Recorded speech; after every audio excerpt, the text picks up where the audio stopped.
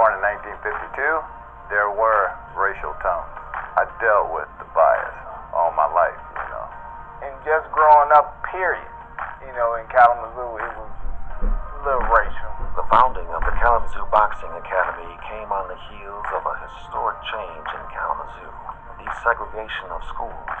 Kalamazoo public schools weren't segregated by law, but in 1968, a study revealed that 90% of black children attended just 5 of Kalamazoo's 29 elementary schools. In 1971, the city began to redraw school district lines in order to balance the racial divide. Young KBA boxers experienced these changes firsthand. They didn't want black kids to be there, so they used to have a lot of fights, on the way home from school. They got billy clubs and chains and all this, and we just got our hands, and I was like, I can't get hurt. They didn't want us at their school at that time. The Kalamazoo Boxing Academy hosted a racially diverse group of fighters and trainers. It was an oasis amid the tensions of the time. With my coach, Eddie Bridges, I felt no bias whatsoever. Being born in the 50s, if there was any type of bias or prejudice, I would have definitely known about it. The boxers came from all over, white guys, black guys, Hispanic guys. It was just a mix, and it was kind of neat because we were all up there training together, sweating, and blood and tears, and cheering for each other. Well, we sparred together, we showered together, we worked together. We all had a common goal. But when you're in the ring with somebody, you beat those boundaries down.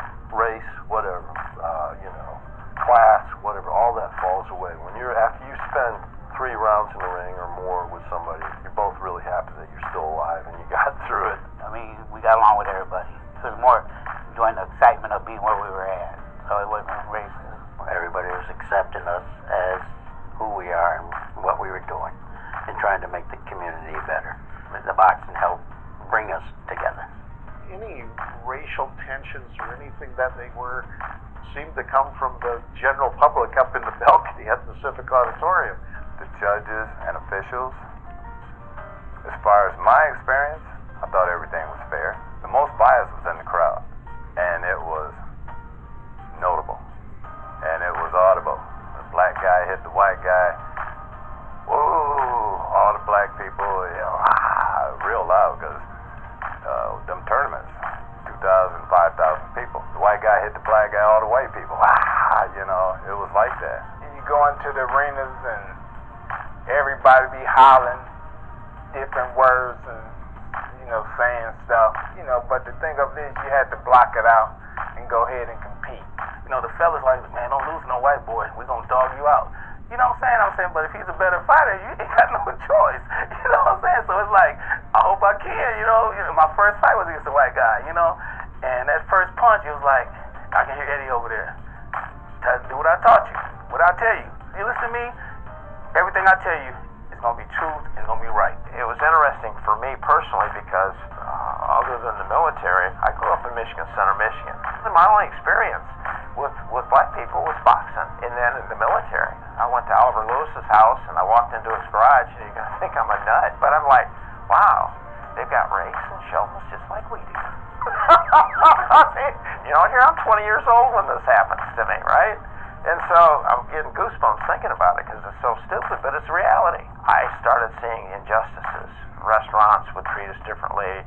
We'd go into stores and people would, be checking us out. That's when I first became aware, if you will, of what was really happening or what the other side of the story.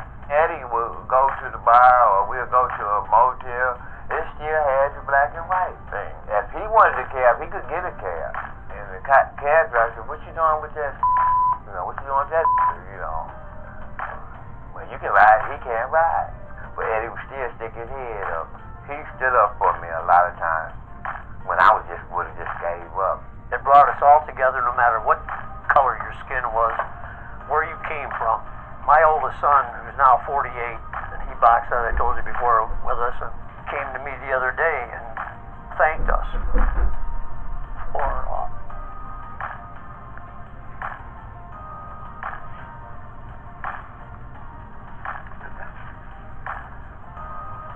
bringing him up the right way. Being with these kids all the time. Sure, we were mentors and we helped them, What meant a lot to us. Eddie Bridges really was my, really helped me out a lot. He was like man, just made me glorify just to call his name because he was such a beautiful person. And to be a white man, and that really got me. It's just about boxing and you. You got a person you are, you know what I'm saying?